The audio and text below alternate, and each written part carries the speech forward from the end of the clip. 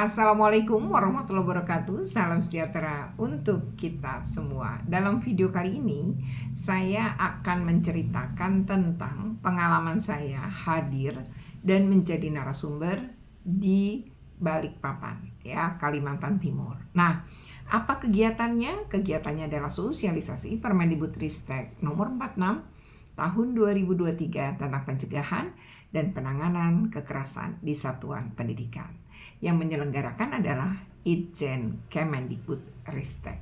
Dan di sini hadir pula, ya, selain Ibu Katarina Girsang sebagai Kepala Inspektorat Jenderal Kemendikbudristek yang membuka acara, juga hadir pembicara utama yaitu anggota DPR RI yang merupakan wakil dari Komisi 10 DPR RI yang juga punya dapil di Kalimantan Timur yaitu Ibu Hetifah.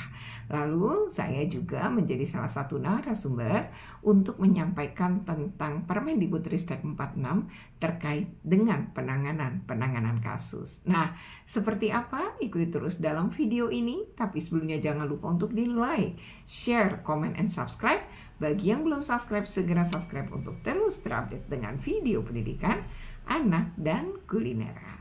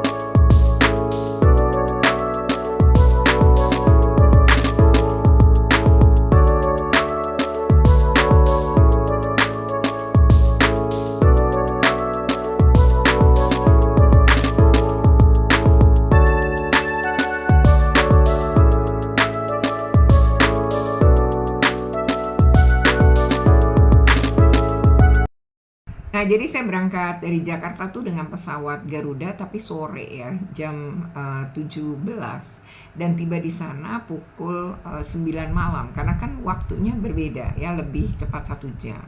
Lalu setelah mengambil bagasi dan berjalan keluar bandara, saya lanjutkan perjalanan dengan taksi. Ini tidak terlalu jauh sebenarnya dari bandara, sekitar 20 menit saja, dan tidak ada macet gitu, ya. Maka saya tibalah di hotel. Kebetulan hotel ini tuh letaknya satu kompleks dengan mall terbesar di kota Balikpapan. Ada sekitar 7 hotel di dalam mall ini gitu, ya, karena memang luas banget. Tapi saya menginapnya adalah di Hotel Grand Jatra Balikpapan. Setiba di sana karena sudah malam, tentu lanjut kemudian ke kamar dan beristirahat. Esok harinya setelah sarapan itu kegiatan dimulai pukul 8.30, ya, menurut acara, tapi agak molor sedikit karena pagi hari itu hujan. Ya, hujan di Balikpapan sehingga mungkin ada hambatan sedikit dari para peserta. Nah, di dalam kegiatan ini tentu dimulai dengan registrasi gitu, ya, baru kemudian memulai setelah Ibu Katarina Girsang sebagai Kepala Inspektorat Jenderal Kemendikbudristek dan pembicara utama yaitu Ibu Hetifah, Wakil Ketua Komisi 10 DPR RI, tiba di lokasi. Saya menyambut gitu, ya, dan sudah lama sekali ini 2 teman yang sangat baik ya. Kami bersahabat begitu lama untuk kepentingan pendidikan dan kepentingan perlindungan anak. Nah, senang banget bertemu dengan perempuan-perempuan hebat dan tangguh ini ya, untuk sama-sama berjuang bagi kepentingan pendidikan dan juga perlindungan anak. Setelah itu acara langsung dimulai, tentu dengan menyanyikan lagu Indonesia Raya. Berikutnya adalah laporan Ketua Panitia atau PIC yang disampaikan oleh Ibu Sekretaris Itjen Kemendikbudristek, yaitu Ibu Pur. Setelah itu ya di Ibu Pur tentu bicara tentang berapa peserta yang sekolah yang diundang, peserta yang hadir gitu ya. Lalu dilanjutkan dengan Ibu Katarina Girsang. Sebagai Kepala Inspektorat Jenderal Kemendikbudristek, Ibu Katarina menyampaikan tentu pesan-pesan gitu ya, penting terkait dengan bagaimana menciptakan sekolah yang aman, nyaman, dan menyenangkan ya. Ibu Katarina memberikan sambutan betapa pentingnya kita memutus mata rantai kekerasan ya. Lalu di akhir sambutannya beliau membuka acara secara resmi. Setelah Ibu Katarina membuka acara secara resmi, kemudian MC memperkenalkan Ibu Hetifah sebagai pembicara utama. Ibu Hetifah di dalam pembicaraannya ya sebagai sebagai pembicara utama itu menyampaikan hal yang sama atau yang menguatkan apa yang sudah disampaikan oleh Ibu Katarina Girsang. Beliau menyampaikan bahwa pentingnya pengasuhan ya anak maupun baik itu di rumah yaitu orang tua maupun di sekolah yaitu para guru atau pendidik, itu harusnya adalah pengasuhan yang positif tanpa kekerasan. Nah, ini juga beliau merujuk pengalamannya ketika berada di Australia untuk melanjutkan kuliah dengan membawa anak-anak, dan bagaimana anak-anak beliau kemudian bersekolah, dan di sekolah-sekolah itu anak-anak betul-betul diajarkan untuk berani berpendapat tentang apa yang dia rasa tidak nyaman. Jadi diajarkan berani berkata tidak ya, dan bagaimana berani mengungkapkan apa yang dia rasakan dan apa yang dia pikirkan itu disampaikan gitu ya dalam sambutannya. Selain itu juga beliau menekankan dukungan terhadap Permendikbudristek 46 tahun 2023 ya, karena ini adalah salah satu upaya untuk menciptakan sekolah yang aman, nyaman, dan menyenangkan. Nah, setelah Ibu Hetifah, barulah giliran saya menjadi narasumber untuk menyampaikan ya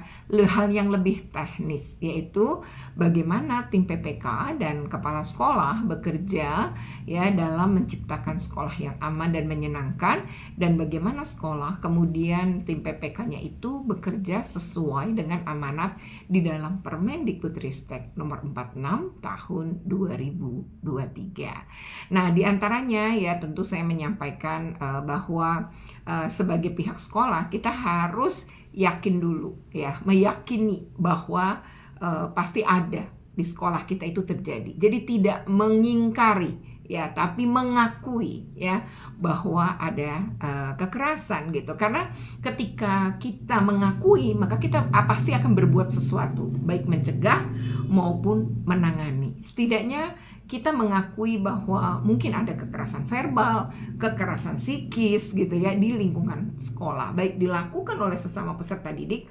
maupun oleh pendidik, dengan beberapa prinsip terkait dengan penanganan kekerasan yang terjadi di satuan pendidikan ya. Bagaimana tim PPK itu harus menerima pengaduan ya. Jadi yang pertama adalah menerima pengaduan, lalu melakukan pemeriksaan ya, dan memanggil saksi-saksi tentu ya. Jadi selain yang melaporkan digali informasinya, nah yang terlapor tentu juga harus diberi kesempatan ya digali juga tentu apa argumentasinya dia gitu ya, apakah mengakui atau tidak gitu ya. Kemudian juga para saksi gitu, karena bisa saja kan si terlapor ini mengingkari. Nah, dibutuhkan di situ adalah saksi-saksi. Kalau dirasa bahwa keterangan sudah cukup, maka dilanjutkan dengan rapat untuk menyusun rekomendasi. Jadi tim PPK itu bisa melakukan membuat rekomendasi kepada kepala sekolah. Misalnya ya, rekomendasi ini ada hal yang nggak bisa dilakukan sekolah. Misalnya harus meminta bantuan psikolog profesional yang tidak ada di sekolah sehingga minta bantuan pemerintah daerah. Maka harus merujuk pada satgas dari pemerintah daerah dengan cara menulis surat tentu dan menyampaikan kronologi dari kasus dengan poin-poin apa yang ditemukan sehingga diperlukan ya adanya pemulihan psikologi ya atau perubahan dari pengasuhan di dalam keluarga. Tentu itu tidak bisa dilakukan sekolah kan, tapi bisa dilakukan misalnya oleh Dinas Pemberdayaan Perempuan dan Perlindungan Anak di daerah itu atau di dalam sebagai anggota Satgas. Nah, lalu bagaimana kemudian memiliki prinsip yaitu menjaga kerahasiaan. Menjaga kerahasiaan proses dari kasus-kasus yang ditanganin maupun menjaga kerahasiaan dari pelapor, terlapor, dan saksi-saksi. Jadi harus bisa melakukan perlindungan baik kepada korban, kepada saksi, dan juga kepada terlapor atau terduga ya pelaku nih yang dilaporkan. Selain itu juga wajib memenuhi hak atas pendidikan untuk semua anak yang terlibat, dan kalau guru maka tentu hak atas pekerjaan pun tetap harus berada dilindungi juga, dijamin soal itu. Nah itu kira-kira, dan saya memberikan beberapa contoh ya kasus-kasus yang ternyata keliru dalam penanganan, karena tidak boleh sebenarnya mengkonfrontasi antara korban dengan pelaku misalnya sebelum memberikan masing-masing diperiksa kemudian dikonfrontasi gitu. Itu jelas sesuatu yang sebaiknya dihindari gitu ya. Demikian ya.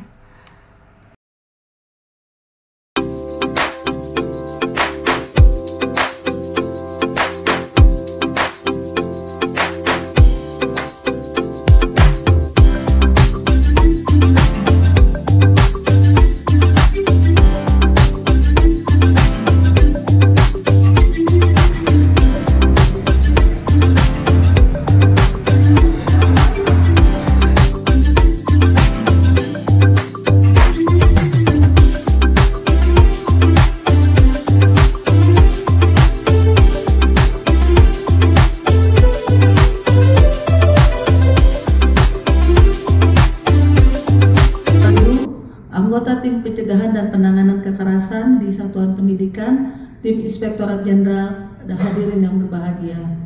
Puji syukur kita haturkan kehadirat Allah Subhanahu wa Ta'ala, Tuhan yang Maha Kuasa, yang karena atas limpahan rahmat dan hidayahnya kita dapat berkumpul di tempat ini dalam rangka silaturahim dan sekaligus melaksanakan sosialisasi Permendikbud nomor 46 tahun 2023 tentang pencegahan dan penanganan kekerasan di lingkungan satu.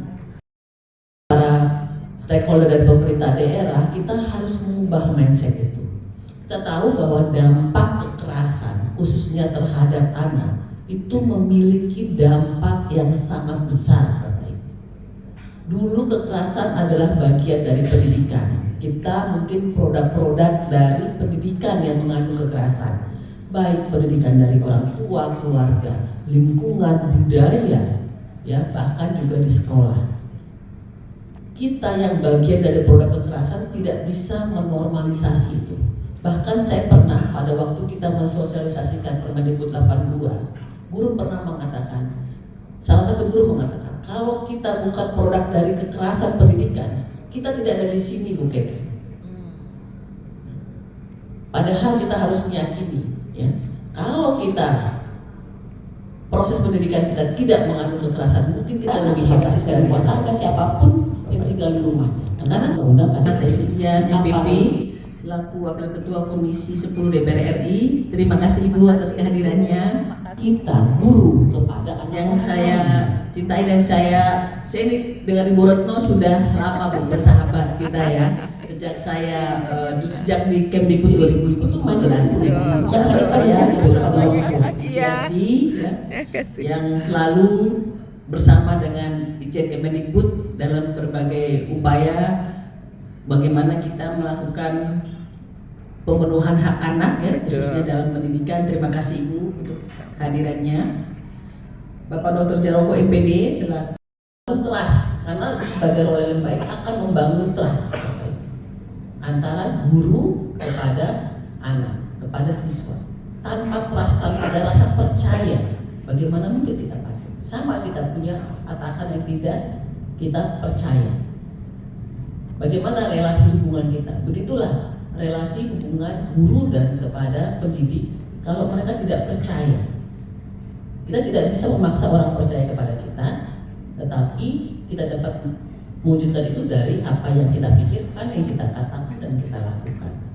Nah, inilah yang saya berharap bahwa kegiatan pencegahan dan penanganan kekerasan di lingkungan satuan pendidikan dengan resmi saya nyatakan dibuka.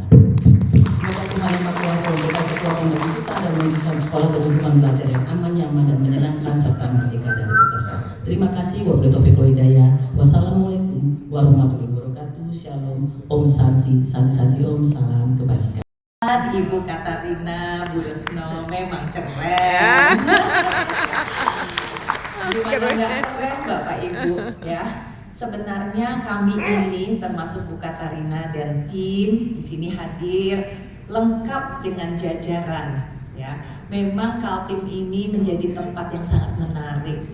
Karena kalau Jakarta Bu itu memang Indonesia masa kini, tapi Kaltim adalah Indonesia masa depan.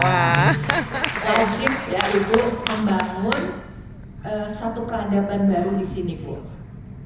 Peradaban yang lebih inklusif, yang lebih menghargai, dan tentunya nanti kita akan menjadi referensi bagi daerah-daerah yang lain. Dan saya yakinnya Bapak Ibu khususnya Kota Balikpapan, kita harus siap menjadi role model, contoh bagaimana sistem pendidikan yang lebih inklusif. Semangat ya Bapak Ibu semuanya. Nah, dan mohon kira kondisinya tidak kalah juga ya, maksudnya tidak kalah dalam arti masih banyak kejadian-kejadian yang dialami mungkin diantaranya di sekolah ibu bapak semuanya. Dan kita mungkin kalau untuk Kota Balikpapan Bu, padahal kota ini sangat padat dan penduduknya banyak, tapi kita beruntung karena atau bangga bahwa Balikpapan kasusnya itu tidak setinggi kota Samarinda. Tepuk tangan untuk kalau Balikpapan. Salah satunya tadi kita dengar cerita ya, seperti keberadaan forum anak sampai di RT Bu. Itu juga memberikan satu edukasi kepada anak-anak sendiri dan juga kepada orang tua. Jadi parenting itu penting sih Bu ya. Anak-anak tuh harus memahami hak-hak dia sebagai anak dan juga lebih asertif. Jadi kalau dia kira-kira bakal jadi korban, dia juga sudah tahu bagaimana mengatakan tidak kalau dia harus mengatakan tidak.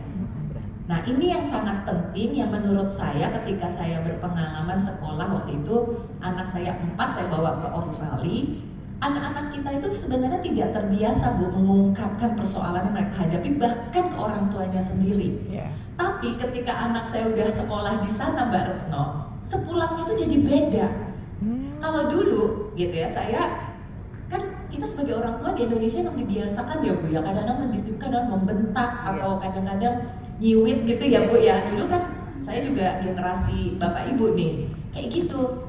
Tapi setelah mereka mendapatkan edukasi di sekolahnya, yang waktu di Australia itu sangat dipentingkan Pak, sikap-sikap anak dan hak-haknya. Jadi nggak ada kejadian seperti kemarin di sini ada kebakaran anak ditinggal orang tuanya dikunci 3 balita yang kemarin ada peristiwa di Indonesia kan banyak, dan juga teman-teman yang lain KPAI punya banyak tempat di mana bisa masyarakat memberikan menjadi saluran atau memberikan pengaduan, laporan dan sebagainya. Tapi antara data yang dilaporkan dengan realita yang ada di lapangan, kemungkinan besar itu pasti lebih banyak yang tidak dilaporkannya. Nah ini yang mungkin kita berharap gitu ya, dengan adanya tadi keterbukaan, terus dibangun. Nanti saya pengen dengar cerita Bapak Ibu di sekolahnya masing-masing, bagaimana strateginya supaya mereka yang menjadi korban ataupun orang tua itu bisa terbuka, ya, lebih percaya kepada sekolah. Bagaimana trust itu tadi dibangun. Nah, ceritanya seperti apa supaya menjadi contoh baik bagi kita ya Bu ya, untuk memperluas situasi yang positif atau best practice-nya. Nah, karena 3 dosa besar itu, ya, perundungan, kekerasan seksual, intoleransi. Nah, intoleransi apalagi nih Bu? Ini lebih sulit ya, padahal dia tuh sangat menciptakan suasana belajar yang penuh ketegangan, gitu. Nggak kalah pentingnya dengan kekerasan yang nampak secara fisik. Kekerasan pun kita sudah tahu semua di sini, sudah memahami ya, mungkin sudah sering mendiskusikan dan juga mengalami ada kekerasan fisik, ada kekerasan. Oke ya, demikian video ini ya. Ini sangat antusiasme peserta, sayangnya kan punya keterbatasan waktu ya. Peserta banyak sekali yang tunjuk tangan untuk bertanya, tetapi karena waktu yang terbatas tentu dipilih beberapa orang saja. Dan kegiatan ini ya sebagai bentuk ya bagaimana Kemendikbudristek melalui izin Kemendikbudristek juga secara sungguh-sungguh memang mensosialisasi Permendikbudristek 46 tahun 2023 ke berbagai daerah. Dan yang hadir juga kan tim PPK-nya sekolah selain dari kepala sekolah. Nah, semoga ini bermanfaat dan bisa diimplementasikan oleh sekolah. Demikian, semoga bermanfaat. Jika bermanfaat, jangan lupa untuk di-like, share, comment, and subscribe. Bagi yang belum subscribe, segera subscribe untuk terus terupdate dengan video pendidikan anak dan kulineran. Terima kasih. Wassalamualaikum. Sampai jumpa lagi pada video yang berikutnya terkait dengan sosialisasi Permendikbudristek 46 tahun 2023.